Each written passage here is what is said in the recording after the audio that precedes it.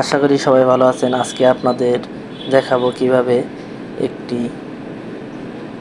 Excel ফাইলে সংখ্যাকে গ্রাম থাকা কিলোগ্রামে পরিণত করবেন। এখানে দেখতেছেন এই যে গ্রাম করে আছে আর এই পাশে আছে কিলোগ্রাম। আমরা এইগুলাকে যদি আমরা কিলোগ্রাম করি তাহলে কিভাবে করতে হবে তা আজকে আপনাদের আমি প্র্যাকটিক্যালে দেখাবো। এটা করার জন্য আপনাদের প্রথমেই একটা এরকম ছক করে নিতে হবে। তারপরে এটার পাশে এই যে এখানে যে একটা ক্লিক করবেন, ক্লিক করে সমান সমান দেবেন, সমান সমান দিয়ে কনভার্ট লিখবেন। কনভার্ট লিখলে দেখবেন যে এটা এই যে এটা আশা করছে, আসার পরে কি করবেন, এখানে ডাবল ক্লিক করবেন। ডাবল ক্লিক করার পরে এইটা এভাবে হবে। তারপরে আপনি এইটার মধ্যে চাপবেন, চাপার পরে এই যে এই লিস্টটা দেখবেন এসে যাবে।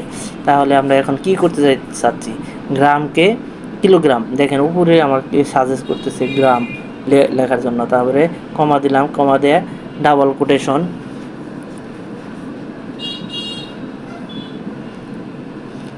জি, আবার ডাবল কোটেশন, কমা, আবার ডাবল কোটেশন।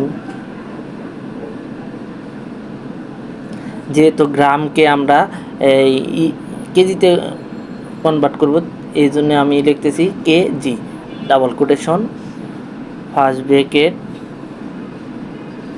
এন্টার।